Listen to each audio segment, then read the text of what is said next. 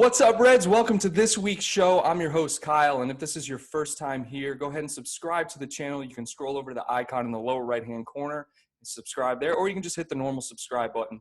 And this week, football is back. Boys, we get to talk about the Bundesliga a little bit, Liverpool team news, and then also the restart of the Premier League. So with me today, I got Kev, I got Steven, and then I got Connor of the Cop Council. Go over and subscribe to his channel if you haven't already. And how's everyone doing, boys? We'll start with Kev. How you doing, man?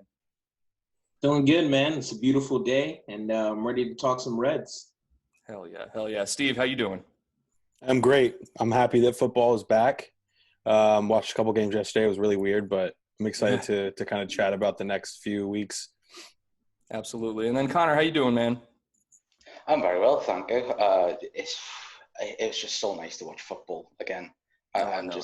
I'm just like, of course, like over with you guys, it's like super early for you. For me, it's like mid-afternoon, and it's like I just love watching football.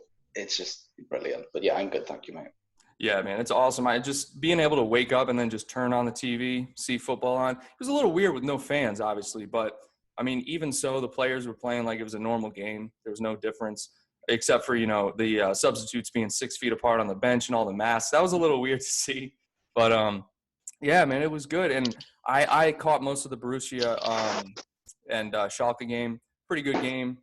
Their keeper was trash, or Schalke's keeper was struggling, man. He had a rough game. I know, Steve, you watched that. Yeah, that was that was bad, man. He didn't stand a chance. Everything they shot went in. I don't think I saw him make a save. It was rough. It just seemed He'll blame it on the coronavirus, so whatever. Yeah, or he just probably won't play again. He'll probably go on loan to Besiktas or something. I don't know what they're going to do. Yeah. And Connor, you watched the game a little bit too, right? Yeah, I watched it. I think, to be fair, it was like so hyped up over the last week or so because of course the football return. But yeah, that Schalke goalkeeper. I know me and you were talking on WhatsApp for a good chunk last night, and we were both saying like, what on earth was he doing? Like everything, like it was just practically just like someone put a blindfold on him and just shoot and see what goes in. Yeah, it was so terrible. weird. That third goal was right at him, literally right at him, and he just missed it. Like like right to the side. He just let it go by. Yeah. Kev, did you catch any of the game, bro? Yeah, I was watching some of it, and it was weird because like every time I'd like leave my room to go do something, I'd come back and there was another goal that was scored. But like you didn't know because there's no fan reaction, so you just hear commentators like, "Oh wow, look at that," and they're just like, "What's going on?" And you just see it's like 3-0, and it's like not even halftime yet. I'm like, what's going? Like, how did this happen? But yeah, that game was crazy, and I guess I'd have to blame their back line too. Like, goalkeeper probably shouldn't be in all those situations that often. Yeah, because the third goal is the one that sticks out in my mind when Haaland was on the breakaway, and he basically just tackled someone, and the ref gave advantage, and then I forgot who was it, Gorilla, whatever that dude's name is. Guerrero. He finished, and that was the bad goal. But let's give a rundown of all the games yesterday. So, of course, we had the Dortmund game, and Schalke was 4-0. You had Mönchengladbach 3-1 over Frankfurt, and then you had Wolfsburg over Augsburg 2-1. Hertha Berlin beat Hoffenheim 3-0, which is surprising to me. But Leipzig didn't really show up to play against Freiburg, 1-1 draw. And then Dusseldorf beat some team, or drew with some team I've never even heard of, 0-0. So, yeah, I mean, good. Just it's good to have football back, man. I mean, I'm just pumped for the Premier League to come back because when the Premier League comes back, it's gonna be exciting. But Steve, you mentioned yesterday too.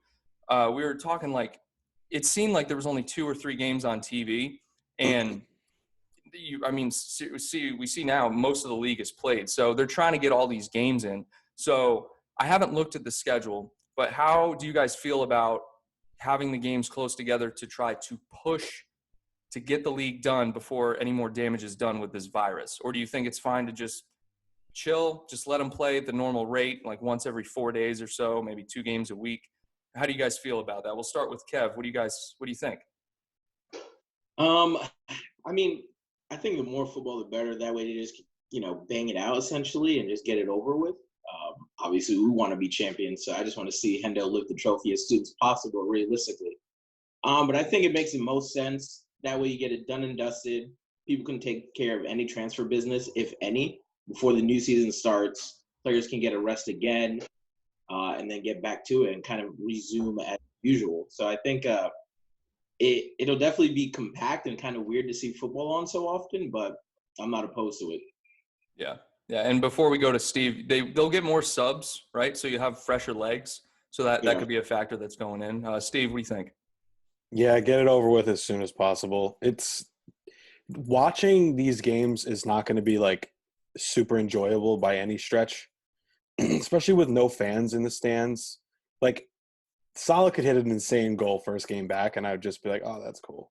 It's all about the fans, right? It's all about just like the reaction from the crowd. So it's going to be weird. I still want to watch them play because like we're so passionate about it, right? But at the end of the day, get it over with. Let this virus clear out. Let's get back to normal next season. Absolutely. Connor. The thing is, it's like we all love seeing football as it is right now, and it's going back to what Steve said. You know, it's weird, and it's like watching preseason friendlies just with no fans, and it's like, yeah, yesterday was nice to see it back and that, but you can see the players. You know, you can see the 3-month layoff that they've had. You know, quite a lot, and in terms of the Premier League, you know, I feel like they're going to rush it back as soon as possible. Like as soon as of course, they've been given the green light, and you know, times have changed and all like that. But yeah, I feel like personally they're just going to rush to get it done and try and resume it that way and try and, you know, get ready for next season. But it all begs to that question: if it's just one slight blip or something happens, then, you know, everything is in jeopardy and it will get cancelled. Plain and simple. And then it will be the question of then, when is the league going to come back then for next season? Is it going to come back for next season? That is the whole important thing. And as well, you know, people's safety and things like that. If a player comes down with it, you know, it's all over part of that. But, you know, enjoy it for now while you've got it. And hopefully, fingers crossed, you know, everything goes, you know, as sweet as possible. And we can just enjoy football for now and hopefully forever. Yeah, and two things to that. So I think the preseason comparison was definitely accurate. That's pretty much what it feels like at this point. So another thing, Liverpool only need, 2 wins now to secure the title?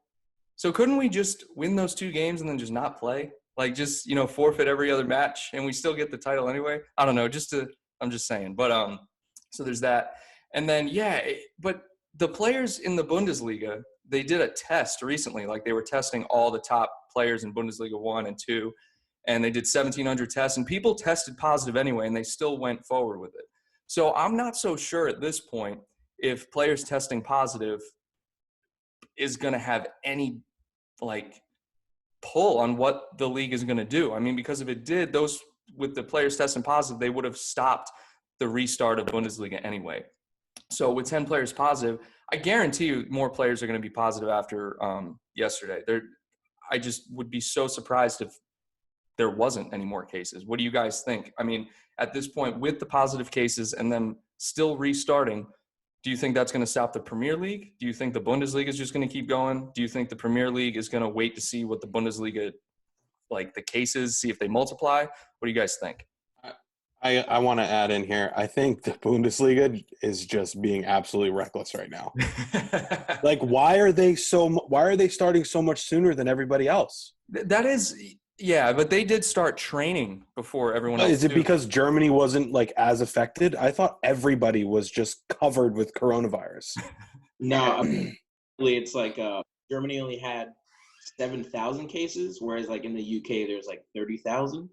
So like it was like the UK restarting because of that, whereas Germany, because they have so less cases, it's like, all right, well, we'll probably ease into this a little bit because there's not as many people exposed. But I'm curious as to how they do the testing, whether it's like players arrive at the stadium and they get tested, and then if they're positive, like do they go home, or do they just like stay in like the stands, or are they getting tested at their house, and then if they're positive, it's like, all right, just stay home and we'll like continue with everyone else. So I don't know. It's like I guess depending on how they do the testing, maybe it'll work out that way. Because then it's like, all right, well, you're not exposed to anybody yet, so just stay at your house. But if it's at the stadium, yeah, it doesn't really make any sense if someone's positive and then you just continue the game anyway. Like, how does that make sense? But I don't know. Yeah. Yeah, and so I'll let Connor go with the how everything's working out over there because he obviously has firsthand account. But from what the Premier League is saying, they're going to test players every other day or at least twice a week. That's the report going around. Personally, I think they should be testing them every single day. Because you don't know. I mean, when the league starts, they're talking about keeping them quarantined in one area, right, with the neutral venues. But that's changing every day. I don't know if we're going to be in Anfield or not. But yeah, Connor, go ahead. I know you probably have a better insight on this than we do. Yeah, so in terms of Germany have dealt with it pretty well and probably the best out of the European countries of what my knowledge is. Well, yeah, they've done the best. And I think, they started the process first in terms of European countries as well. The UK was shockingly one of the worst. I believe it was between us and Sweden, I think, were the last countries to properly shut down. And yeah, this country has just completely bottled it. Our government has been pathetic. Then I know you guys got, Trump and that, and God, I absolutely pity you, but still, it's one of these. Hey, this is a politics-free platform.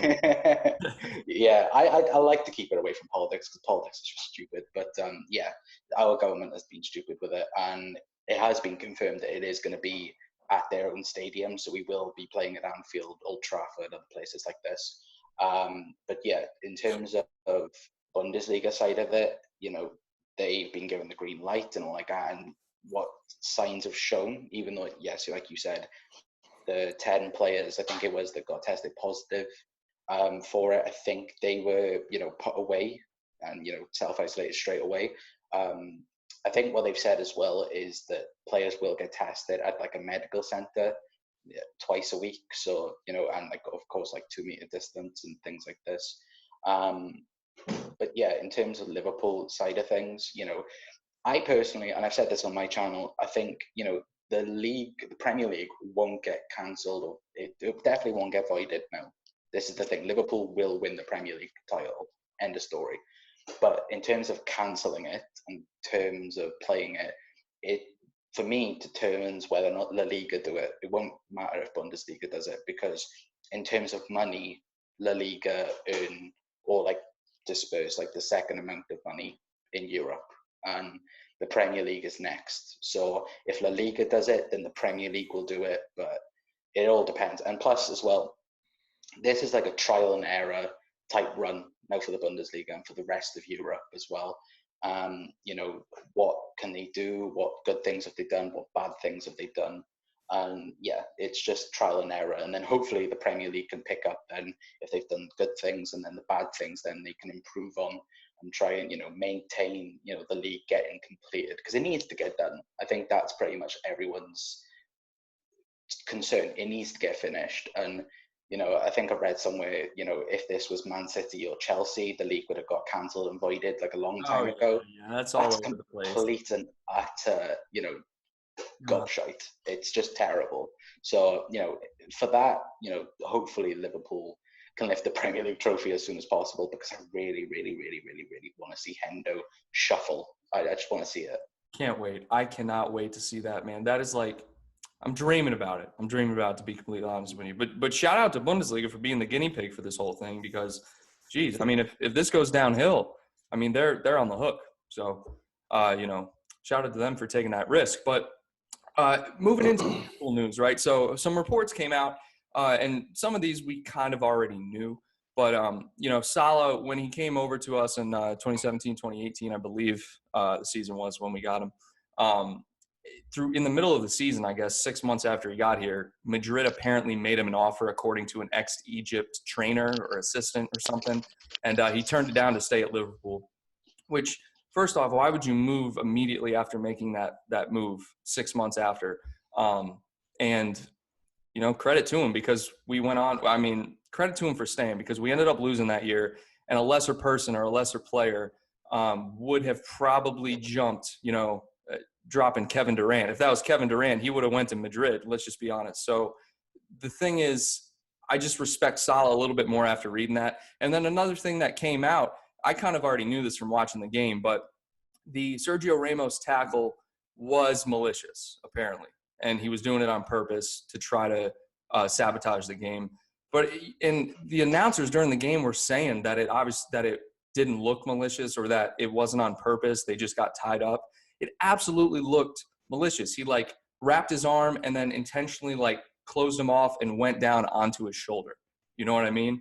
Did you guys read any of these reports? We'll start with Kev. I haven't seen any reports, but I definitely think that it was intentional. I mean, if you look at the start of that game, I wholeheartedly believe we probably would have won that game if Salah didn't go out.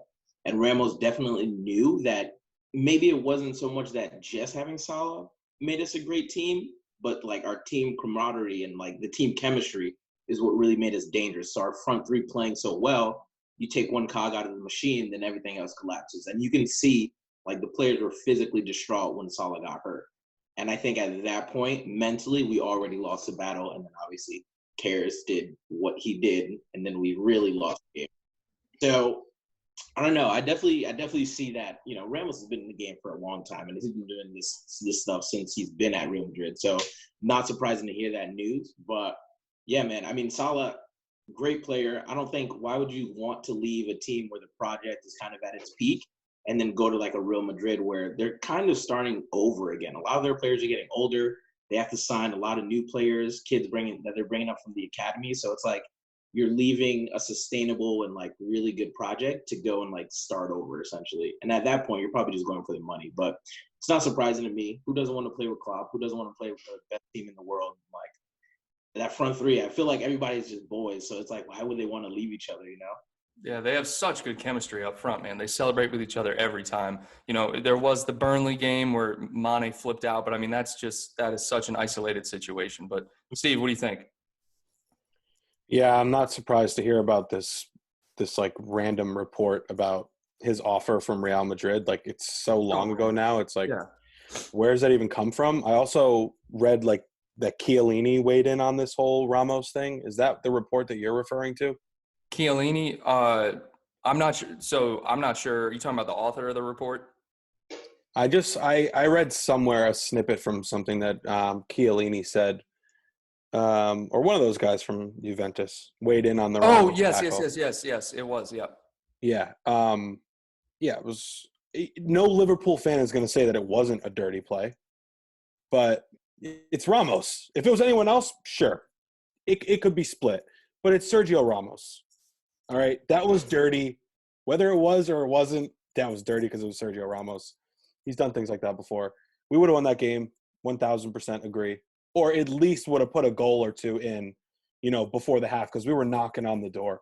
Real Madrid was scrambling. We clearly came out of the gate stronger. So, yeah, I think it was dirty and not surprised that he didn't leave us when he got that offer, whether it's real or not, because he had just made another move. Yeah, we definitely controlled the tempo in that first half. Their best player was probably Marcelo, just because I think Trent was at right back and he was struggling containing him. But yeah, definitely controlled the first half. Connor, what do you think? It's just a reporter trying to get easy clicks in it, really. That's what everything seems to be nowadays. But it's definitely worth talking about because he has been linked with Madrid literally every transfer window since he got here. Yeah, and I think every single Liverpool player is going to get linked towards Real Madrid for the next 5 years. But at the end of the day, it's not going to happen. I do believe there was an offer. I do believe it was at the end of that season where we just lost the Champions League, and to go back on that Ramos vicious thing, of course it was vicious. Like, you know, Mo Salah, 44 goals that season, better than Messi in that season for me, and I know many other people would think that as well. And you want to take out the best player and then destroy then the rhythm then of Liverpool and everything like that. But in terms of the transfer side of it, yeah, I can 100% see there was interest in there, but he isn't going to leave. At the end of the day, he's made it quite clear, Mo Salah has, that he doesn't want to go anywhere. He doesn't want to go anywhere else. I can only see, to be honest with you, the only team I can actually see him going to, if he does decide to leave Liverpool, is Juventus. When Ronaldo leaves, of course, I don't want Mo Salah to go because I think Mo is fantastic. And I think I put out on my Twitter, I said that, I think he's very much underappreciated by mainstream media because, they just boast him up as this like diva and things like this and, disgusting player. And, they don't really, give him the credit he deserves. He's been a Golden Boot winner every single season he's been at Liverpool and could potentially even do it this season. He's only 3 goals away from Jamie Vardy. So, in terms of transfers, he isn't going to go anywhere for the next 3 years, in my opinion. But, maybe when Ronaldo leaves Juventus, then Juventus might come looking at Liverpool because, of course, Mo has that experience in Serie A and things like that. But, yeah, in terms of Real Madrid, it's never going to happen. And whoever's reported it, they're just trying to get easy clicks, in my opinion, anyway. Yeah, good thoughts, boys. Good thoughts. It's perfect transition into what we're talking about next. So if you think about the front line, right, if anyone – I don't see anyone leaving at this point, with the exception of the older players, Lover and Lallana, that kind of thing. But if you look at our front line and with everyone completely healthy, if Firmino's out and Salah's out, you're looking at a Shaqiri, Origi, Mane front line. You know what I mean? Something like that. We don't really have too many options up front unless you're bringing up like younger players. So with that, it makes sense. Klopp wants to go after like a Timo Werner or Timo Werner. I still don't know the correct way to say it, but we're going after this guy. There are reports, Weghorst. All right. I believe that's how I'm saying it right. 27-year-old striker from Wolfsburg. He has 33 goals and 70 appearances for the club. Do you think this is an option for Klopp? Because think about our options up front. Do we need more versatility up front? We were very lucky this year in terms of injuries, in my opinion. But we have had bad luck with injuries in the past just because Klopp's system is so demanding on the players. So that's the thing. What do you guys think? Yeah, I mean – Yeah, go ahead.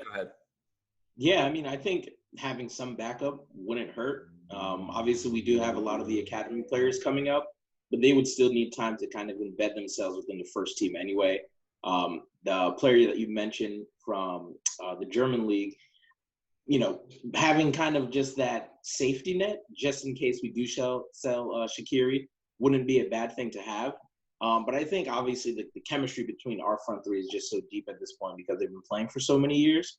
It'll be a little difficult to kind of just have somebody who can just jump in. But, we need as many good squad players as possible. And you think about some of the best teams in Europe, their benches are a lot deeper than ours at the moment. So it's not a bad thing to get a good player, especially if they're going to be pretty cheap.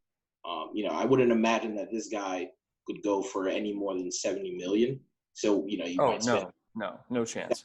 Might spend like 30 million or maybe even less than that, get a good player who's going to, excel under Klopp and his training regimen, and obviously have somebody on the bench that you'll be able to pull in aside from just an Origi and kind of hoping he gets a goal with kind of the firepower that he's been showing in the Bundesliga, or I'm sorry, in the German league. And, 33 goals is nothing to sniff at. So I wouldn't mind having a player like that in our team. Yeah. Steve, what do you think? Yeah, I mean, we're constantly talking about bringing in more attacking options, more creativity in midfield. Like, I feel like we already have those pieces in place. Oxlade-Chamberlain's going to come back. He still has a lot of work to do to get back to his top form.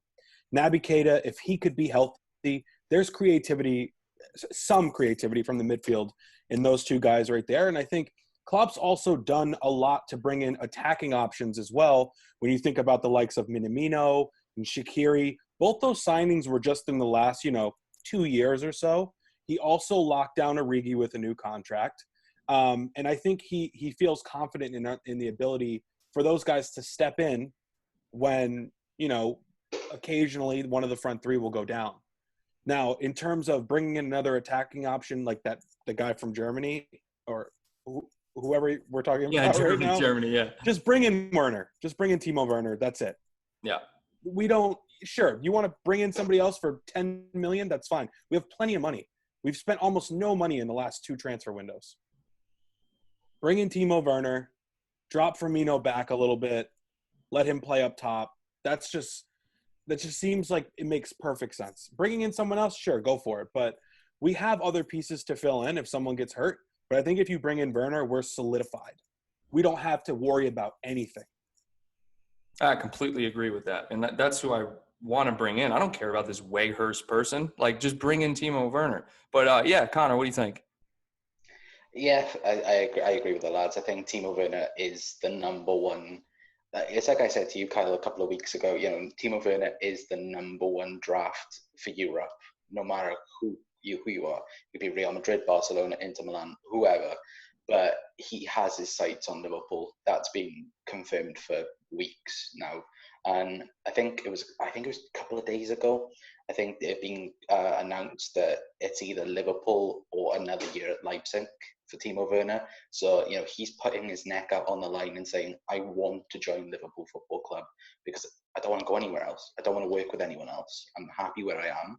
And Nagelsmann, of course, with Leipzig, but he wants to work under Jurgen Klopp. And why wouldn't you? European champions, world champions, going to be Premier League champions. And in terms of the other striker that you talked about, I don't think we need him. And in terms if like Shaqiri leaves or anything like that, I personally think we'll keep on to Divock Origi. I think he will stay at Liverpool next season. I think Shaqiri might leave because he wants first team football, of course. And the other thing with that is, people think we need to add replacements. We don't. We got Harvey Elliott, we've got Curtis Jones, we've got Nico Williams, we've got all these youngsters coming through and such huge potential. And, in the cup games, they've shown quite easily, what they can prove in terms of the top teams. So, in terms of replacements, I think Klopp has an idea of what he wants to do. He wants to bring in youth a lot more at the club. And yeah, I think Timo Werner is the number one guy for him. And I do think as well, if he can keep hold of, certain players and that, he might just make Timo Werner one signing and that's it. He might just say, that's it, it's done. We're just going to sign Timo Werner because, of course, you've had the reports as well. Liverpool aren't going to sign anyone with what's happened around the world and that. So, that comes into question. That, but yeah, what I've heard as well and what I've reported on my channel as well, it's like, we could get Timo Werner for as minimum as £25 million, which is an absolute steal, for a top class striker. So, for me, he is the number one striker to get in the world right now. And if we can get him for, I'd even say 30 million, what an absolute steal. And Liverpool are just going to be, on that straight away, in my opinion. Michael Edwards is just finessing clubs since whenever he came in. It's just unbelievable the work he does behind the scenes. And if we can get him for 25 million, the lowest I've heard is 40. With Leipzig not winning the league, it drops 10 million. But if we can get him for 25 million, good God, that would be an incredible price. I would buy him for 70. No brainer. Yeah. What is he worth? He's got to be worth over 100. There's one of those sites or like organizations that ranks all the players what they're worth. He's got to be up there. He's got to be up in the. He's worth like about 70 million. What they've said at the minute, and like his release clause at the minute, it expires on the 15th of June, and that is for £52 million. So grab him. Exactly. Either way, just grab him. Yeah, and we're gonna sell other players too. Like, isn't Lovren still under contract? We're probably gonna sell him. Yeah. Go ahead, Kev. No, I was saying, we're probably going to sell Lovren. And you think about it, like, we bought Keita for, 53 million? So to bring in a player like Werner for the same price, and you'd assume that it was be even better.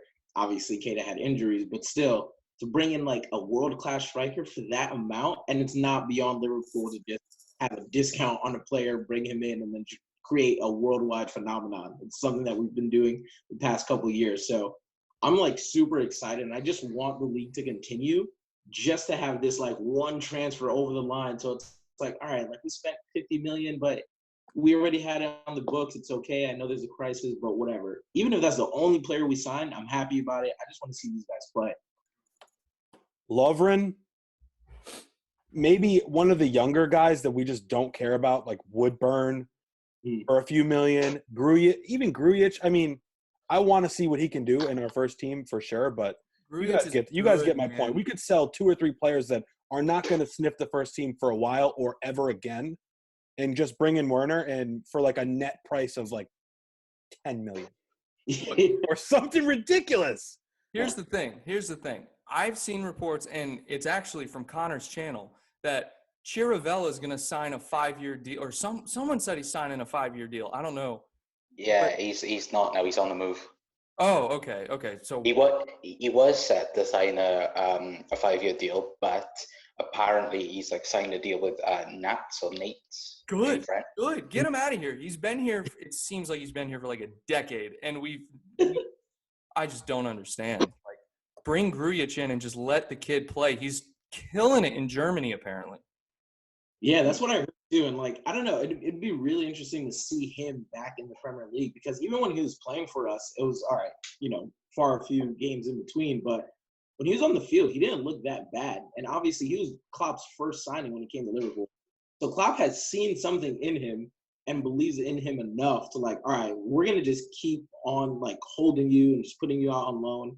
And he's got a really good run of games under his legs now. So I don't know. It'll be interesting. Maybe him. Additionally, I made a video earlier this week about Koulibaly, and James Spears comes out during the week and basically just says, yeah, I don't know where that came from. That's just not true at all. And I kind of in the back of my head knew that wasn't true. Like, it didn't make sense that we're going after a top center back when we already have top tier center backs in the squad.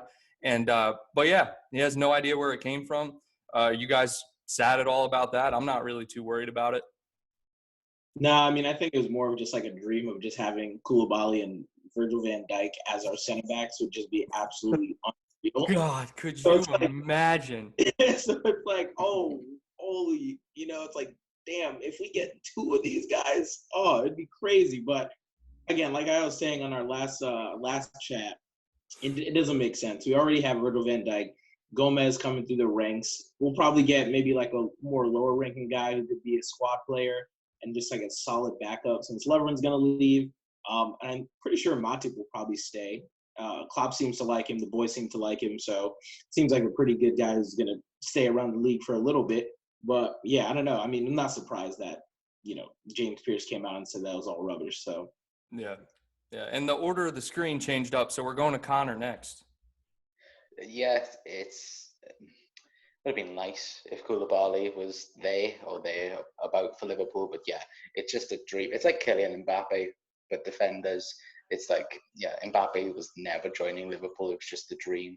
But yeah, just a dream of Koulibaly and Van Dijk would have been so nice. But yeah, we got so many good defenders like John Matip, Joe Gomez. Them two are, all right, even though they are fighting out for the second place, because Virgil van Dijk is, the best footballer, well, not best footballer, but best defender in the world. No, he's probably the best footballer. You can put him anywhere on the field. Yeah.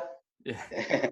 Well, he should have won the Ballon d'Or, just saying. But yeah, it's one of these things where, you need that other partner. Probably if this was Liverpool before Van Dijk and Koulibaly was available, then yeah, I think Liverpool would sign him for like the Van Dijk price, maybe 80 million, because Koulibaly, with the contract as well.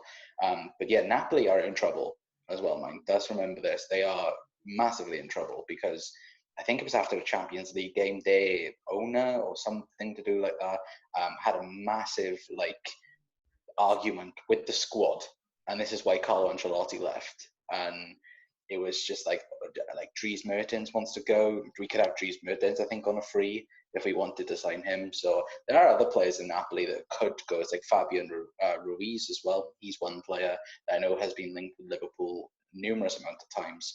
But, we don't need him. And in terms of centre-back, it's like Keanu Hoover, the young Dutch centre-back. I think he is probably, if Liverpool don't want to go and sign anyone, will probably step up if Lovren was to leave. Because I think that's where it questions down to, is Lovren going to leave? Personally, I said on my channel, he needs to go now. It's about time. There's, I get Klopp has kept faith with him due to, years and years and years. But with Klopp, with all like the players that's come through, you've seen a progression with players. With Lovren, you haven't seen any. He's making the same mistakes all the goddamn time, and it's just frustrating. And yeah, for me, it's time for him to go. But yeah, I would personally like to see Liverpool go after someone like Ben White. So if you guys know him, he's currently under contract with Brighton, but he's on loan at Leeds in the Championship and has been doing absolutely fantastic down there.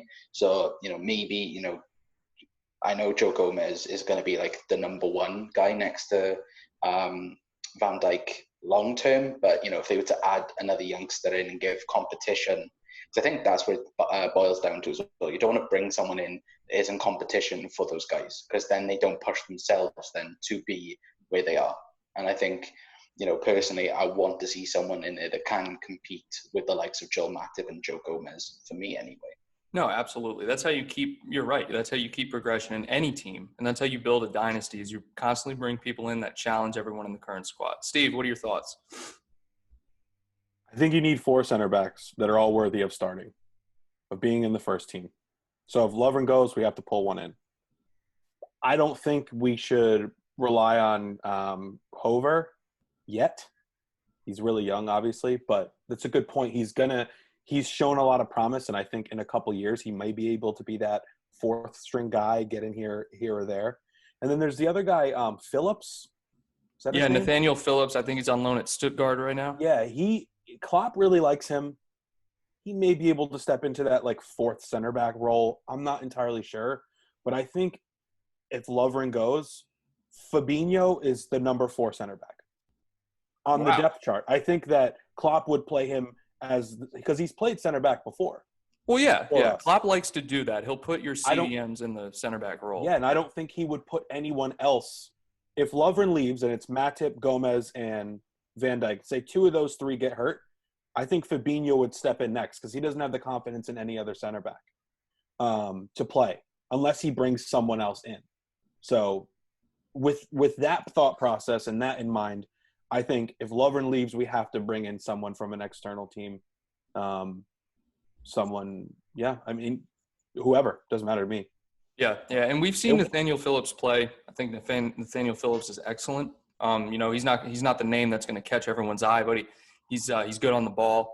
He's tall. He has everything you need. I think he's a little bit older though. I think he's like 25 or something. I feel like I don't think he's young or anything. But if you're holding your own in Germany, yeah, why not? But you're right. If Lovren leaves, the question is, do we bring in a young guy like Connor? How old is Ben White?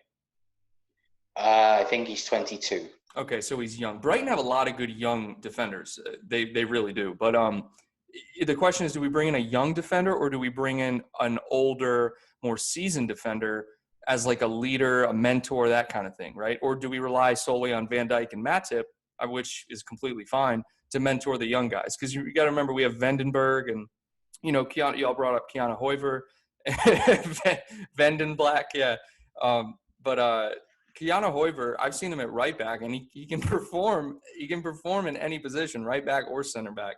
But yeah, and Gomez, same thing. So we have a lot of options there. But let's move to the Premier League, and we'll wrap everything up. So the Premier League coming back June 12th is the return date. Some managers are still opposed to the restart, though. We got, most of the sides that are in danger of relegation are opposing.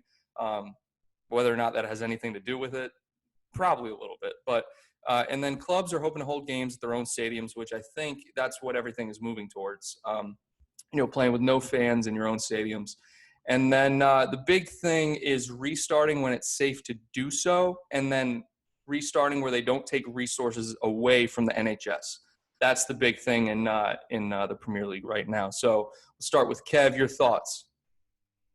Yeah, as far as like teams getting relegated, obviously like nobody wants to have to drop down. So when I think about it, maybe the parachute package that teams get when they do get relegated might just increase, so that way they have more of a cushion, because obviously they still have to pay their players, their staff, and everybody who works at the stadium. So in that regard, I can understand why they probably just say like, no, just leave it how it is. Like, we want to play. Like, let's fight for our chance to get out of relegation. And then in the lower division, you have Leeds, and I forget who the other team was, but those two teams who are coming up, obviously they want the league to continue so that way they can get into the Premier League. So I don't really know how it's going to end up playing out with those teams, because obviously they want things to keep going. But I was actually listening to Julian Laurent and the other guy from ESPN FC, and one of them was saying that they can do like a tournament style, but break it up as like the top tier teams will play in one tournament, and then like the bottom half teams will play on the other side, and then kind of relegate it that way. It seems confusing, but the way he explained it, I was like, all right, maybe that could kind of work, but I feel like there might be too much money on the line to do that. So I don't know what they're going to do, but they're going to have to think of something quick, because these teams are definitely going to file some type of lawsuits if they get relegated, or if something happens where they can't fight for their place or fight for a chance to get out of relegation. So I don't know. It's going to be interesting to see, though. And see, that's my point. Like, if we go and finish the season, there's going to be no need for that tournament or anything. The teams are just going to be relegated and then promoted. That's just, if we finish the season, that's how it's going to happen. Connor, what do you think? Well, first of all, I don't think there's any chance of a bottom, teams against top teams. I think that's off the table personally anyway. But it's, of course, it all boils down to that again, when it is safe to do so. But the crucial thing, if you guys have been getting this information over there, it's been confirmed that the league will not get voided, and it's just a question now of will it get cancelled, will it won't get cancelled. The Premier League, and they say all 20 teams are determined to finish the season, because first of all, the Premier League will lose so much money if they would just go, boom, it's done, and wherever you finish, that's where you finish. It's good for us because we win the league either way. And if they do the games, I think it's points per game system, where I think Ajax are going to be using it, or something, or some European league are going to be using it. Liverpool end up, I think it's 30 points we win the league by, which is just crazy. But yeah, and then I think the relegation teams, I think it's like Norwich. I can't remember who's 19th, but I remember West Ham. No, I can't remember who's 19th, but I remember West Ham is 18th. A lot of West Ham fans are like, well, I hope that's not going to happen, because God, imagine if West Ham gets relegated. To be fair, over here, we want them relegated, not because of the fans, not because of the players, because of their owners. Their owners are terrible, and I mean terrible. But yeah, in terms of Premier League restart, it will happen. Let's just say that. Of course, the government have given it like a green light over here from like the 1st of June. Competitive sports can think about restarting, and they've said, it's going to be around the date, like you said at the beginning. So, it's promising signs, of course, but, as long as Liverpool get to play 2 games, I don't care, because I'm very, very confident that Liverpool will win the league. And then we don't have to have any bitter Manchester United, Manchester City, Chelsea fans, anyone, saying that, oh, you don't deserve to win the league because you were given it. No, we won it. They're still going to say that regardless. Yeah, they'll say it, because they'll just try and find a way to wind us up. But at the end of the day, we can just say, there's our Premier League trophy. How many European trophies have you had? None. So now we can finally, tick that off the list. That's the go-to. Yeah. That's the go-to. How many trophies do you have? Steve, you close us out, man. Oh, you got to unmute yourself, I think best case scenario, we literally just set a date as July 1st, and that's when we start. Give it another 6 weeks. I know that sounds crazy. I don't want to wait 6 weeks, but I just have this fear that if we start up, in the beginning of June, that there could be a spike in the virus cases again. Like I said earlier, I think the Bundesliga is doing this prematurely. Definitely the insight that you provided about how they have a lot less cases, definitely, I guess that makes sense, but I'm just nervous that we're going to start playing and then it's going to get cut off again, and it's going to affect next season as well. But at the same time, obviously I want to see Liverpool play again and win the league and hoist the trophy. It's not going to be the same without the fans there. I mean, it's going to be so weird, but Yeah, I mean, it's going to come back sooner than later. So, personally, best case scenario, I say they would start like July 1st and then just push the next season back a little bit. But we'll see what happens. Excited either way that football's back. Like I said earlier, I think we all are. It's really nice to see. And can't wait to see the boys back out there. Can't wait to see the boys back out there. That's right. Great points from everyone. And I appreciate you guys coming on today. Connor, especially you. Appreciate your insight. And yeah, thanks everyone for joining us today. And remember, you can subscribe to the channel at the logo in your bottom right-hand corner or in the bottom or just the normal subscribe button. And every Sunday we're doing shows like this with fan banter and just fan input, all the news you need. So thanks everyone for joining us and be on the lookout for more videos.